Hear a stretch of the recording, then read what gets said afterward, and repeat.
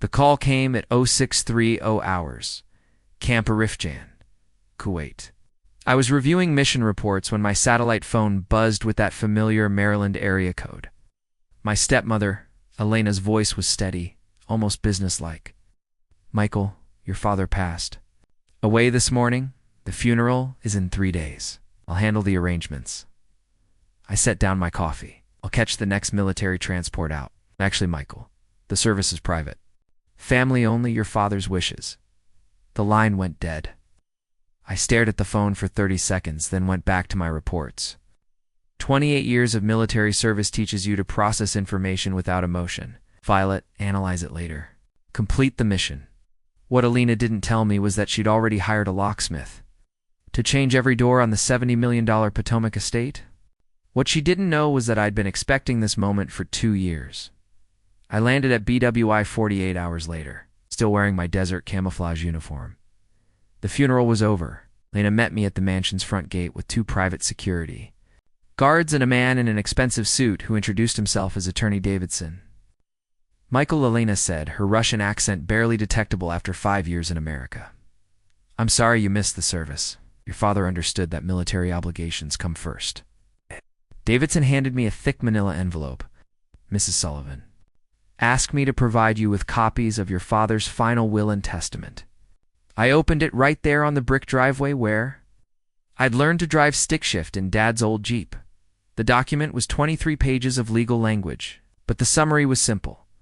Everything went to Elena Maria Sullivan, beloved wife. The house, the defense contracting business, the investment portfolios, the offshore accounts. My name appeared once in a clause that disinherited me for choosing military service over family responsibilities and failing to provide emotional support during his final illness. "This is interesting," I said quietly. Elena's face remained neutral. "Your father was very clear about his feelings. You were deployed for most of his cancer treatment. I was here, taking care of him." I studied the signature on the last page. Dad's handwriting, but wrong somehow. The J in James was too rounded, the Sullivan too careful. In 30 years of military service, you learn to read people and documents. This felt manufactured. "I need to get some personal items from the house. Your belongings were packed and shipped to Fort Bragg last week," Davidson said. "Everything's been handled." I looked at the 2 security guards. Both had military bearing straight backs, alert eyes, probably former Army. They wouldn't meet my gaze. Professional courtesy to a fellow veteran. "Understood," I said. I walked back to my rental car and drove to the Hampton Inn in Bethesda, room 314. I ordered black coffee from the lobby machine and sat on the bed, studying the will until my eyes burned. Then I made 3 phone calls. First, to my commanding officer, requesting extended compassionate leave. Second, to my bank, confirming my account balance, $847,000 in savings, accumulated over 28 years of combat pay and careful investing. Third, to my old law school roommate David Chen, who now ran a white-collar criminal defense firm in Georgetown. "Mike, I haven't seen you since Dave. I need help. My father died 3 days ago. My stepmother just produced a will that doesn't look right, and she's locked me out of a $70 million estate. Jesus, what makes you think the will is fraudulent? Instinct, experience. Can you meet me tomorrow?" "Of course." "Mike, this kind of case requires serious resources. We're talking about forensic document analysis, private investigators, probate court. I've got money." What I didn't tell David was that I'd been preparing for this moment since Elena entered. Our lives? I'd been watching, documenting, building a file. In the intelligence community, we call it defensive preparation. Always have an exit strategy. Dad wasn't born wealthy. When Mom died of ovarian cancer in 1989, he was a mid-level Pentagon contractor, pulling maybe $70,000 a year. I was 17, angry at the world, and convinced that military service was for people too stupid for college. The night before I left for West Point, Dad sat me down in the kitchen of our modest Arlington townhouse. "Michael, I know you think I'm pushing you toward the Army because I couldn't cut it myself. Aren't you? was full of 17-year-old wisdom and resentment. He pulled out a photo I'd never seen before. Him in dress blues, be 25 years old, standing next to a helicopter in Vietnam. I served for years as a warrant officer, 160th Special Operations Aviation Regiment. I flew night missions into Cambodia and Laos, missions that officially never happened. Why didn't you ever tell me? Because I wanted you to choose the military. For your own reasons, not because you felt obligated to follow my path. The Army will teach you discipline, honor, and how to lead people in impossible situations. You'll need those skills whether you stay in uniform or not. That was 1993. By 2000, Dad had leveraged his Pentagon connections and security clearance into a small defense consulting firm. By 2010, Sullivan Defense Solutions was handling classified contracts worth 9 figures. By 2020, Forbes estimated his net worth at $70 million. I was proud of him. I was also stationed in Germany when he met Alina at a State Department reception in 2019. She was 36, a former embassy translator who'd worked in Prague, Budapest, and Kiev.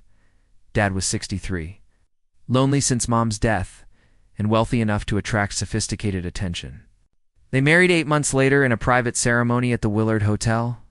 I flew back for the wedding, watched Alina charm the guests with stories about diplomatic life in Eastern Europe. The red flags were subtle at first. Alina always changed the subject when Dad discussed his classified work. She had strong opinions about American foreign policy that didn't quite align with State Department doctrine. She mentioned casually that Dad worked too hard and should consider retiring to enjoy his wealth. "Your father is not young man," she told me during the wedding reception. "He should travel, see world, not work until he dies like American machine." I thought she was concerned about his health. I was wrong. The clearer warning signs emerged over the next 2 years. Lena began attending Dad's business meetings, claiming she wanted to understand his work better. She convinced him to hire a new consultant, Russian-American named Dmitry Volkov, who installed upgraded security systems throughout the house and office. She started managing Dad's calendar, screening his calls, isolating him from longtime friends and business associates. When I called during my deployment to Afghanistan in 2021, Alina always answered. "Your father is sleeping," she'd say. "Chemotherapy makes him very tired. I tell him you called." But Dad's voice, when I finally reached him, sounded different. Distant, medicated. He'd forget conversations we'd had the week before, repeat himself, ask about military operations. I couldn't discuss over unsecured lines. "Michael, I need to tell you something," he said during our last conversation, 3 weeks before his death. "Alina has been..." The line went dead. When I called back, Alina answered. "Your father had episode," she said. "The doctor increased his pain. Medication? He's sleeping now?" Right. I never spoke to Dad again. The next morning, I drove to Arlington National Cemetery and stood at Mom's grave for the first time in 2 years. The headstone read, "Margaret Ann Sullivan, beloved wife and mother. 1954 to 1989, Dad had visited every month for 30 years until he remarried. I needed to think clearly. And Mom's grave was the only place that felt emotionally neutral. Distractions, no anger, just tactical assessment. I called David Chen from the parking lot. We met at a coffee shop in Georgetown, a place where conversations disappeared into the ambient noise of espresso machines and graduate student discussions. "Mike, I've been thinking about your case. Challenging a will requires specific evidence of fraud, undue influence, or mental incapacity. You need more than intuition." I pulled out my phone and showed him the photo I'd taken of Dad's signature on the will. "David, look at this. Then look at this." I scrolled to a photo of Dad's signature on a birthday card he'd sent me 6 months earlier. David studied both images. "The will signature is shaky, but your father was dying of cancer." "That would explain, Dave. My father signed classified documents for 40 years. His signature was like a fingerprint, consistent even under stress. This looks like someone guided his hand. It's undue influence, possibly forgery. But you need forensic analysis to prove it in court. I need something else too. I need you to run a background check on Alina Maria Sullivan, maiden name Kazlova. I want to know everything about her previous marriages, her employment history, her financial records. David hesitated. Mike, that's expensive. Potentially problematic if Dave, I'm not asking you to do anything illegal. I'm asking you to verify the identity of someone who just inherited $70 million from my father. If she's legitimate, we'll find nothing suspicious. He agreed to make some calls. While David worked his contacts, I started my own investigation. 28 years of military intelligence. Experience doesn't disappear when you change into civilian clothes.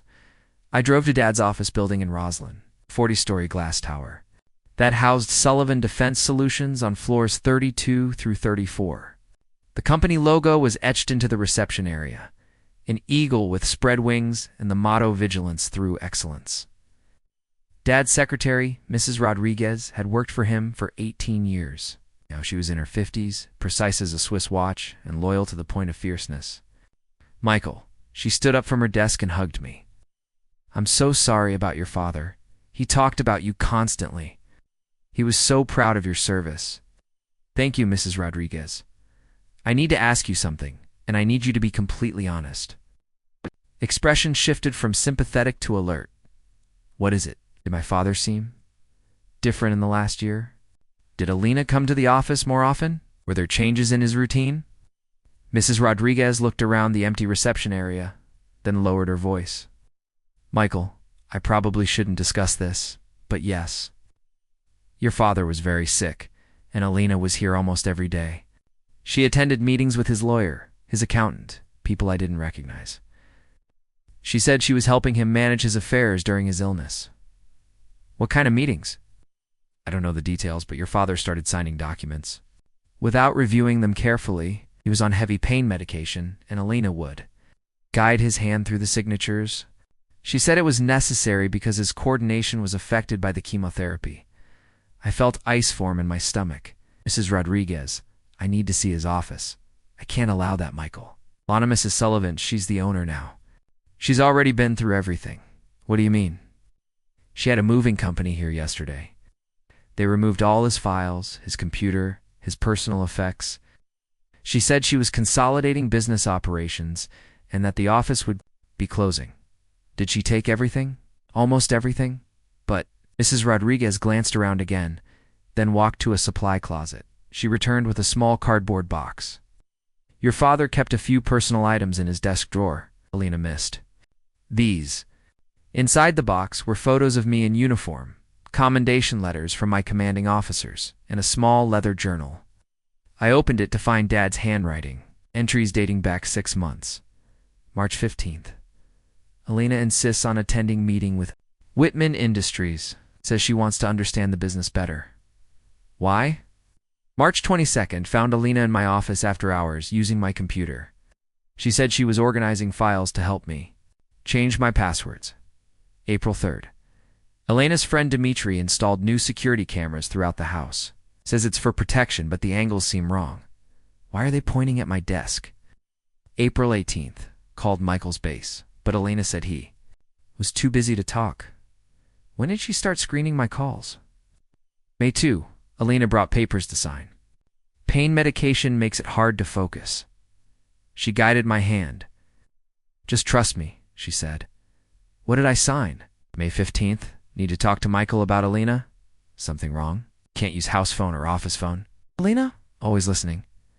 The final entry was dated 2 weeks before Dad's death, May 30th. Alina thinks I don't know, but I know. Changed my will 3 months ago.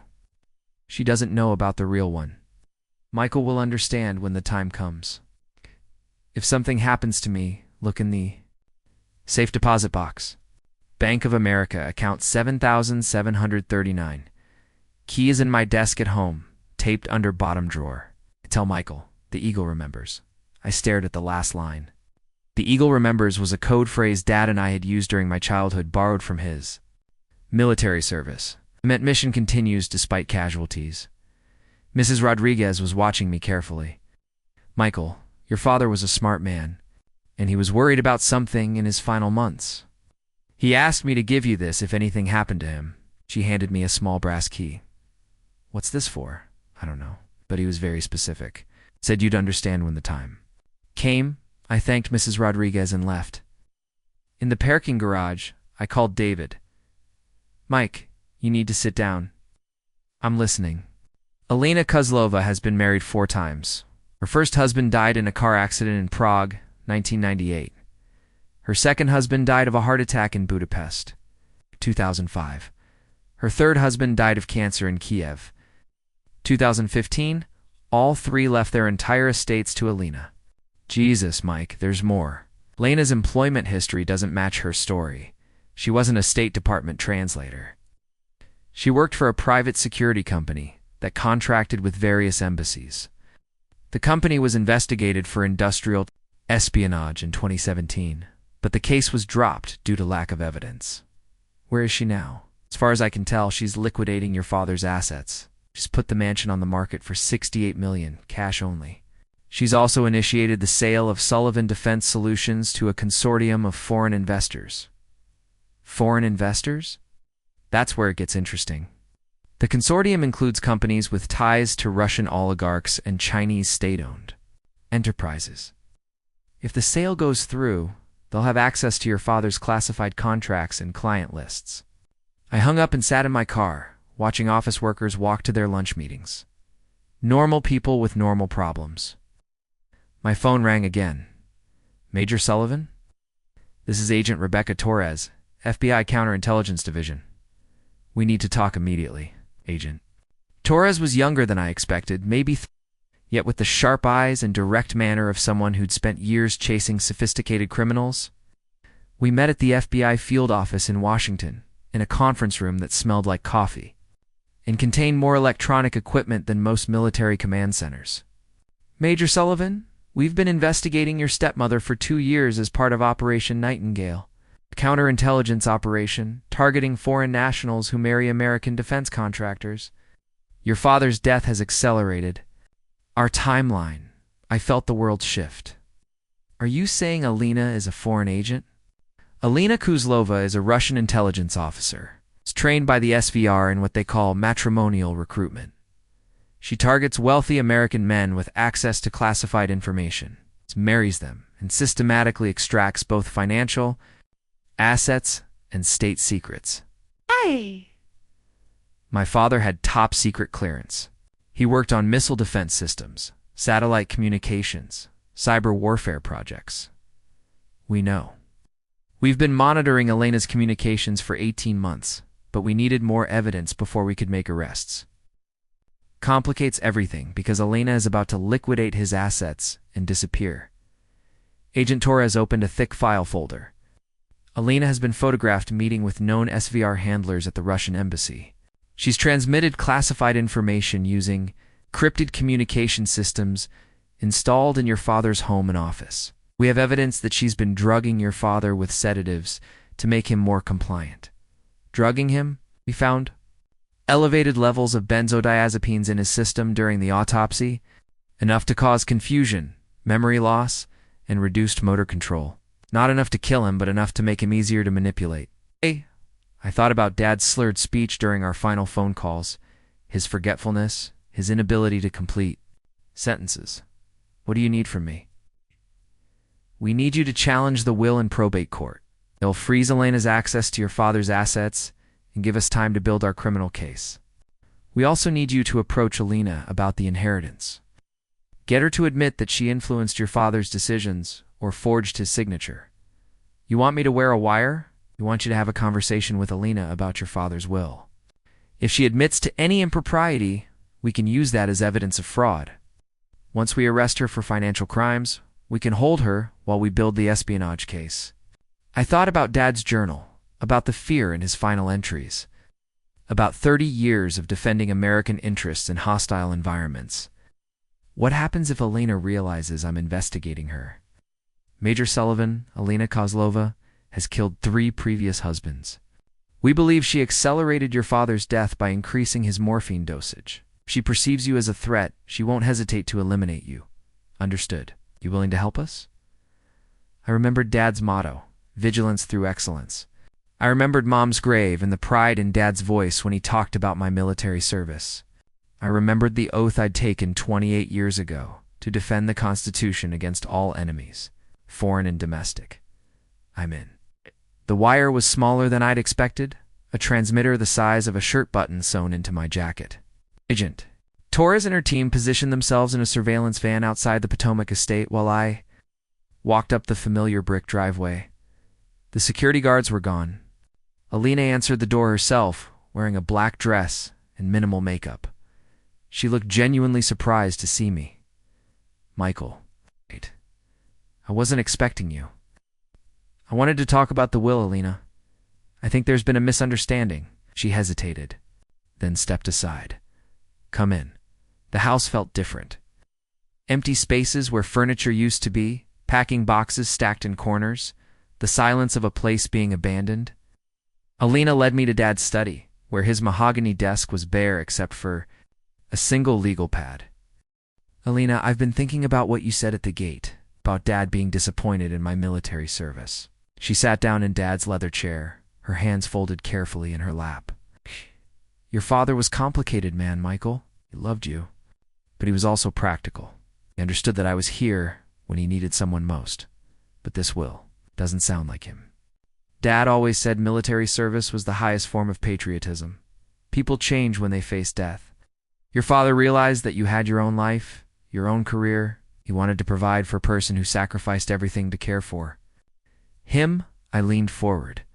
Alina, I think someone helped Dad write this will. Someone who guided his hand because he was too sick to sign clearly. Her expression remained neutral. Your father's handwriting was affected by chemotherapy. I helped him sign documents because his coordination was compromised.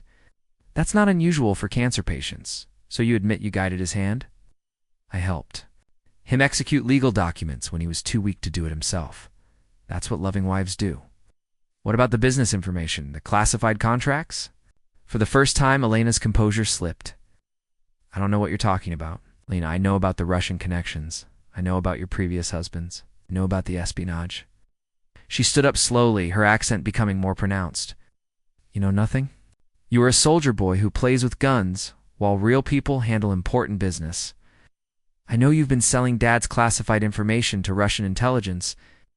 I know you've been drugging him to make him compliant. I know you forged his signature on the will. Alina walked to the window, looking out at the garden where Dad had planted roses for Mom 30 years ago. Your father was weak, man, Michael. Sick and sentimental and easy to control. I gave him purpose in his final months. I gave him love. I gave him sedatives. I gave him peace. Yes.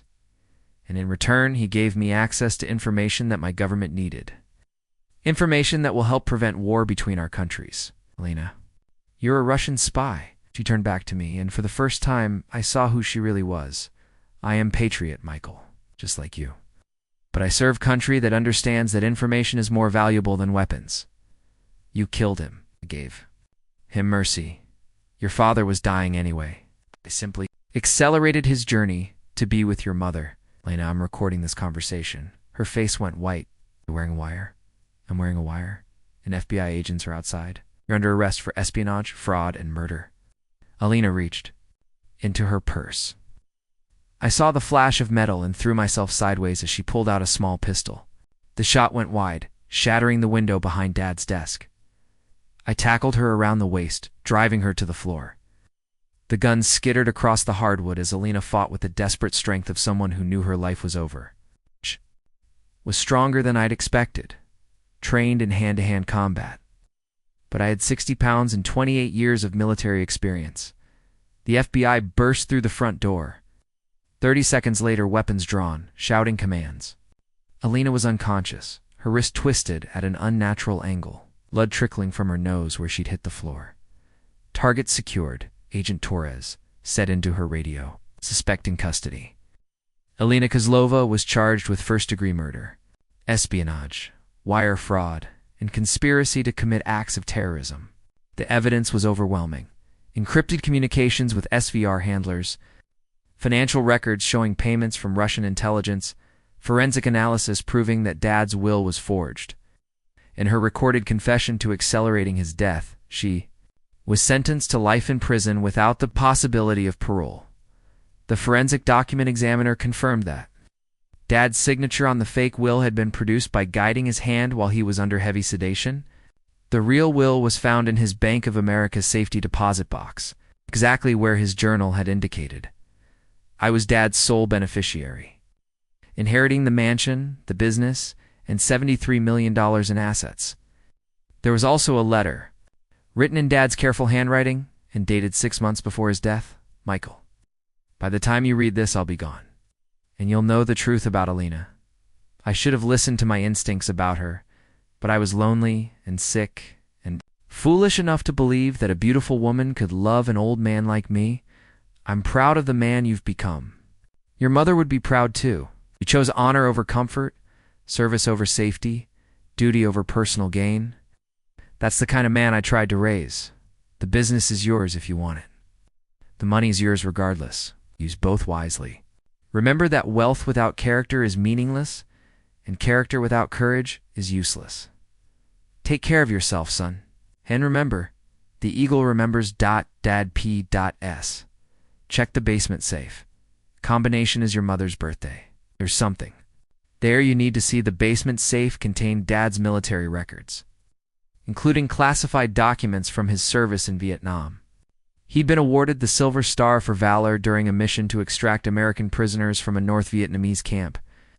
The citation described how Warrant Officer James Sullivan had piloted his helicopter into enemy territory, rescued 12 American soldiers, and fought off NVA forces during a running battle that lasted 6 hours.